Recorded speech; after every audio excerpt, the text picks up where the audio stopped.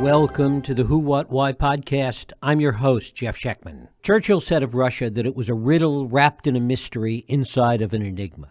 Perhaps even more so is the nature of Donald Trump's relationship with Russia and Vladimir Putin. For 5 years, stories about it have blared from the headlines of every news outlet in the world. The Mueller report, congressional investigation, the Steele dossier, the odd ties of all of Trump's original and early appointees to Russia, the scene in Helsinki, and even the relationship with Jeffrey Epstein, all overlaid by Trump's refusal to ever criticize Putin. It seems like it should be easy to say that it all fits into a neat little package. After all, there is so much, so consistent, and yet, even now, after Trump is gone, it is still shrouded in mystery. And now Criag Unger, the author of 6 previous books, including House of Trump and House of Putin, takes another swing at trying to find the unified field theory of Trump and Russia in his new book, American Compromat, How the KGB Cultivated Donald Trump and Related Tales of Sex, Greed, Power, and Treachery. He enjoys the benefit of hindsight in trying to figure out whether Trump still might be a security risk or if it all has been, as Trump argues, a witch hunt. It is my pleasure to welcome Criag Unger to the Who, What, Why podcast. Criag, thanks so much for joining us. Thanks for having me. Why has it been so difficult, given all of the circumstantial evidence that's out there, to really understand the Trump-Russia connection? Right. Well, I think there are a lot of reasons. I mean, one thing that occurs to me, too, is you've seen again and again the top intelligence people in the United States, John Brennan, James Clapper, and so forth, the top pre-Trump people saying again and again that Trump is an asset. He's a Russian asset. But very few people go beyond that and see how and why that happened. And it's been happening again and again and again. If you look at the top intelligence officials in the country, the pre-Trump ones, the ones who actually have credibility, and they range from Republican to Democrat.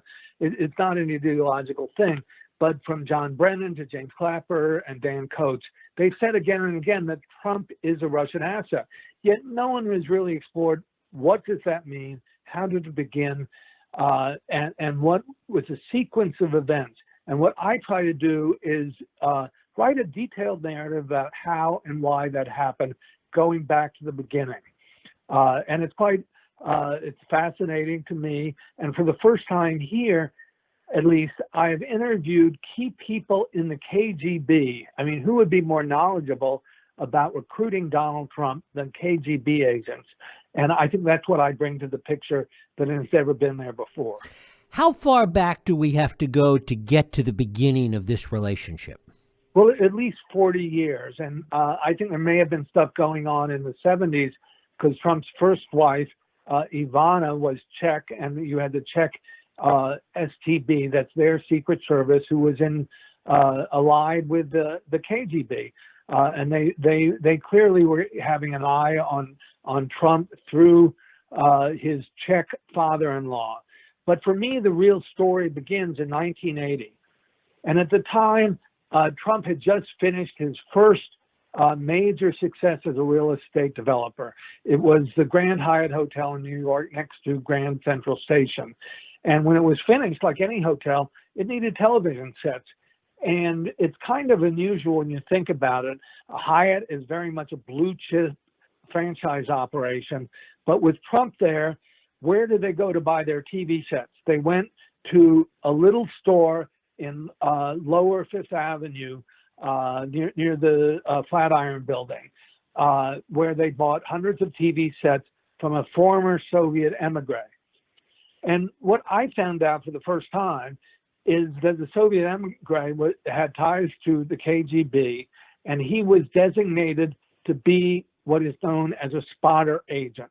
A spotter agent is someone whose job is to find people the KGB might recruit. And he reached out to Donald Trump, and as far as I can tell, that's where the doors to the KGB opened for Donald Trump, and they began to cultivate him seriously in a sequence of events that led up to his first trip to the Soviet Union in 1987.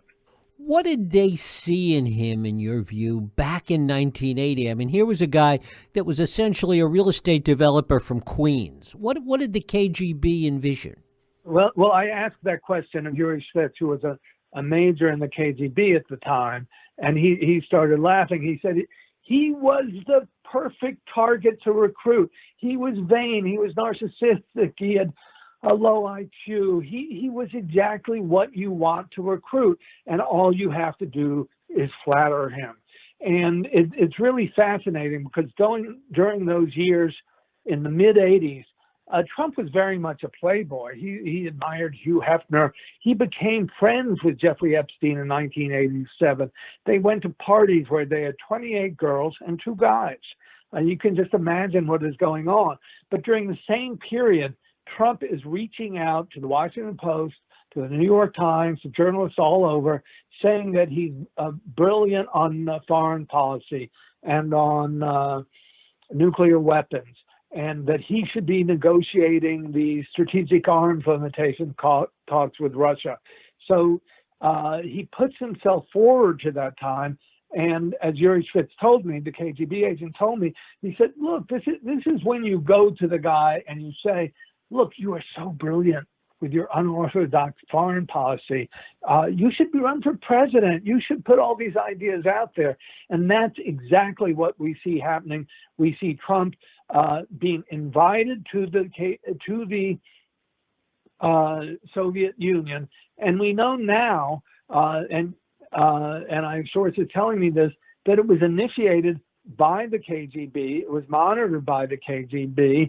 And it's almost certain he was pumped full of all these talking points when he was there. Because when he returns that fall, you've got to go from the summer to the fall of 1987. Suddenly, Donald Trump, who's known to, he's not yet a national figure, mind you. He's sort of becoming a real estate star in Manhattan. But he's still 34 years old. That's actually too young to run for president, I think. No, I'm sorry, this is a few years later, so he's just old enough. But he takes out advertisements in the New York Times, the Washington Post, and the Boston Globe, and my source, and they put forth all these foreign policy prescriptions that are very much off the wall, and yet very much like what he was doing during his recent presidency. He calls for, we're being taken to the cleaners over NATO. We should back off with NATO. He says we should back off being so close to Japan. They're taking us to the cleaners. These are the foreign policies that Russia wants, the Soviet Union wants, that the KGB wants. And suddenly he is putting them forth as if he's Mr. Know-It-All. And the big revelation I came across when I went to interview Yuri Shvets, the major in the KGB, he said when he went back to Russia in the fall of 1987, he got a cable that was being distributed, an internal cable from the KGB celebrating the acquisition of a new asset who would distribute active measures, propaganda for the Soviet Union. And they gave him, to the cable, there was a document was attached, which was essentially the full-page ad I was just talking about, and it was signed by Donald Trump. He was an asset to the Soviet Union and later to its successors in the Russian Federation. Two things that we know about Trump, certainly from the past 5 years of experience. One is a tremendous level of incompetence in anything that he does. And number two is the constant need to say the quiet parts out loud. Given those two things, how was he able to operate that long without somehow screwing it up or saying too much? Well, that's a good question. He always does say the quiet parts out loud, as you say, and sometimes I think he's talking like a mobster. There, in many ways, there are threats. And when Ghislaine Maxwell, Jeffrey Epstein's partner, was taken into custody I remember him saying saying aloud, I wish her well. Look what happened to her, to Jeffrey Epstein. I wish her well. I really wish her well.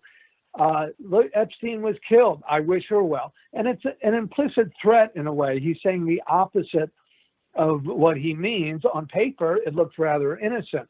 I wish her well. But I think that was a threat to say not to talk. And I think there's a lot of answers to your question. I think there's been incompetence on our both with the CIA and the FBI. I think a lot of them may be compromised as well. Certainly, a lot of Republican politicians are deeply, deeply compromised, and they are acting as if they are also assets of Russian intelligence. I mean, the fact that so many Republicans haven't broken with them, even now that he's no longer president, is just astonishing. Why didn't he pardon Ghislaine Maxwell? Well, I don't know yet. I think if you look at the pardons, you can see various deals that have been made. We don't know the full story of Ghislaine Maxwell. I think what I did discover is that it began way long ago. And if you look at her and Jeffrey Epstein, you can see that they potentially had ties to Russian intelligence as well. Jeffrey Epstein had, according to one of my sources, was meeting regularly with Robert Maxwell, Ghislaine's father, who was the British press lord who died a rather mysterious death when he fell off his yacht in 1991 and was probably murdered. And a lot of people speculated that it was done by Israeli intelligence. Maxwell himself was a different kind of a Russian operative as well. He, like Trump, was known as a special unofficial contact who would do favors for the KGB. And you see this very complex overlapping loyalties with the KGB and its successors, with Israeli intelligence, with Jeffrey Epstein, with Ghislaine, and with Donald Trump. And they are putting together, when people have looked at Epstein, they look at it as a sex trafficking operation, which it was, but it was also a compromise factory of sorts in which they collected the dirty little secrets of the most powerful people in the world. And it's very convoluted. We don't know all the answers yet, but we know there was compromise on an awful lot of people. And I'm sure Ghislaine is aware of those threats, and whether she will ever reveal all her secrets, we don't know. Wouldn't it have made more sense for Trump to pardon her, given what she knows? It might, but it's interesting. We who has the secrets? It's one thing I try to figure out, and I don't have all the answers yet. But one thing we do know is Russia seems to have a lot of them. I interviewed a fairly lowly former deputy sheriff from the Palm Beach County Sheriff's Office. His name is John Mark Dugan. And he was there when they were investigating Epstein in 2005.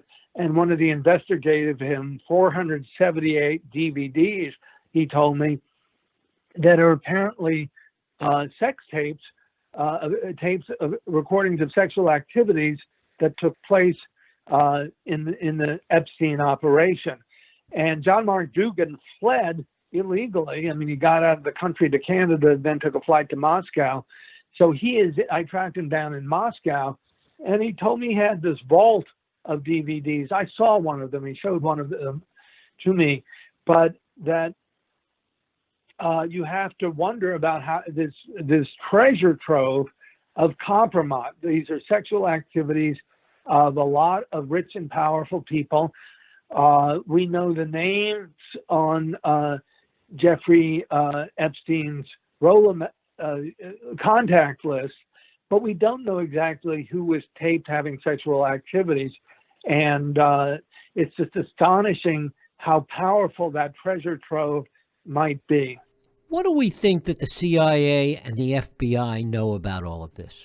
Well, the FBI clearly knows much, much more than it's let on. And I say that because I have a lot of FBI files.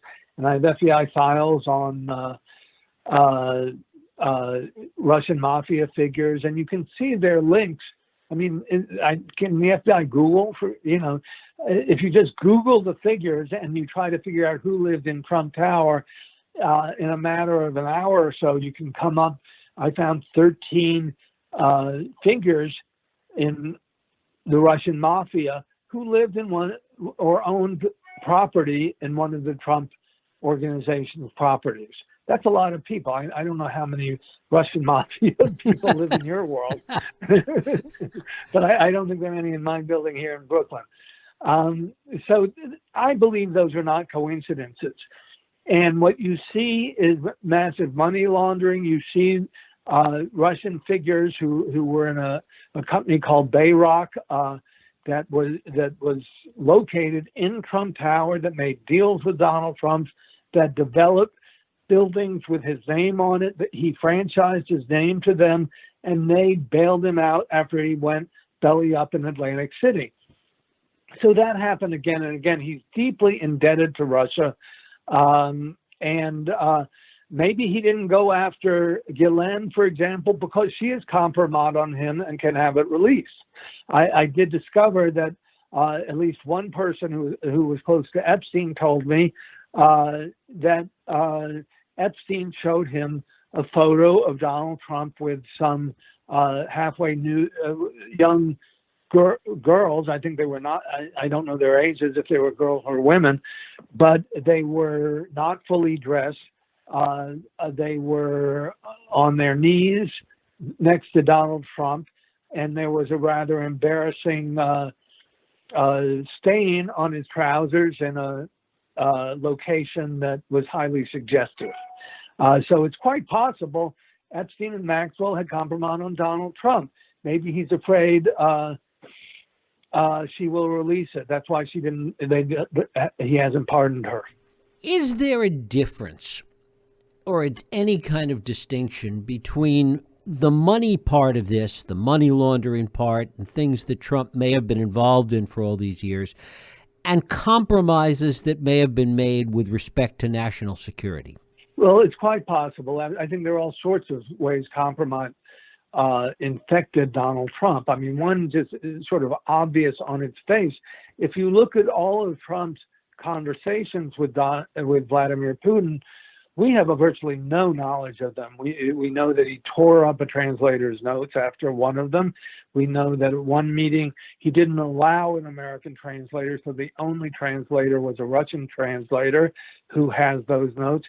And we know there are lots of conversations that went to a secret server in the White House.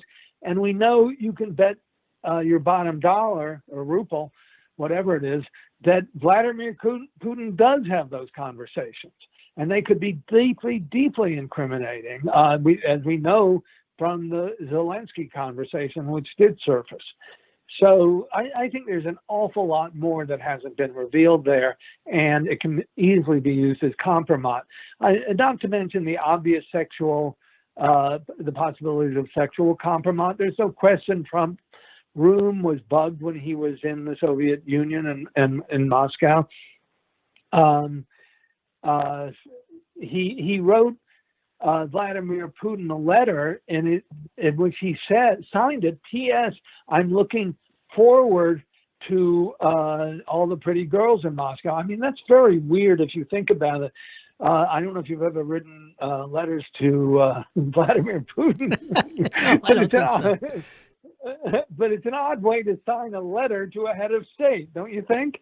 I mean, some of this is sort of so obvious that you dare not believe it. You know what I mean? Given the national security danger that this would pose, if all of this were to come out, if all of this were to be found to be true, given the national security danger that the U.S. would have been in during the time of Trump's presidency, and given what you say the CIA and the FBI knew, why weren't more actions taken behind the scenes to try and somehow short-circuit this?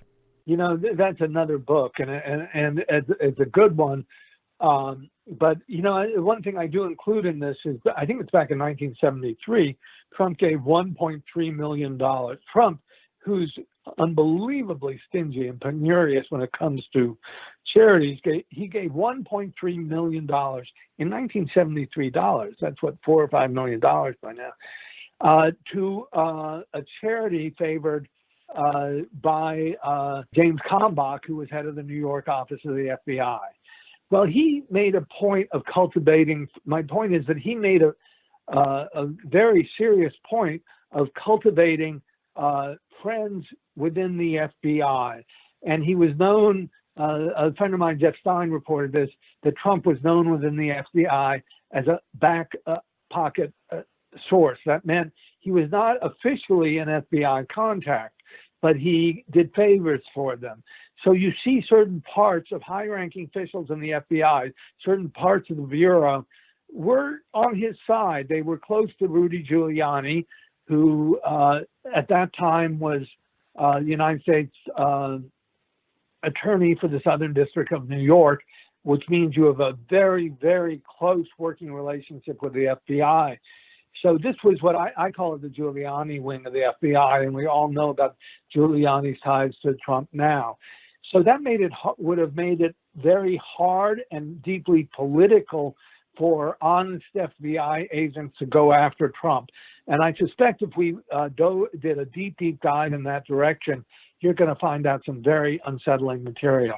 And finally, do you think that ultimately the confirmation of all of this will come from the U.S., or will it come from information that ultimately gets out of Russia?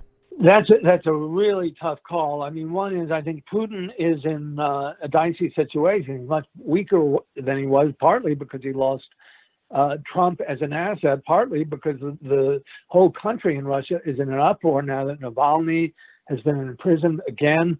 And we saw demonstrations all across the country in Russia last week that are really deeply threatening to Vladimir Putin. There's also been reports that Vladimir Putin is ill, reports that he has Parkinson's disease and even more serious things like cancer, none of which has been confirmed. So if Putin is gone, I think that would free up a number of people in Russian intelligence, both the FSB and the SVR, to release things that haven't been released yet. I mean, in the United States, I would love to see it break open. The Republicans are still powerful. The Democrat majority is razor thin. I think Biden has done a very, very good job so far, but he has to play it very, very carefully. And that means call for unity, but let the Democrats go full bore, I hope, against the Republicans, and hope that someone like McConnell breaks, in which case there could be more Republicans breaking. But I can't predict exactly what's going to happen. Criag Unger, his book is American Compromat: How the KGB Cultivated Donald Trump and Related Tales of Sex, Greed, Power, and Treachery. Criag, I thank you so much for spending time with us here on the Who, What, Why podcast. I thank you very much for having me. I appreciate it. Thank you. And thank you for listening and for joining us here on Radio Who, What, Why. I hope you join us next week for another Radio Who, What, Why podcast. I'm Jeff Sheckman. If you like this podcast, please feel free to share and help others find it by rating and reviewing it on iTunes. You can also support this podcast and all the work we do by going to whowhatwhy.org/donate.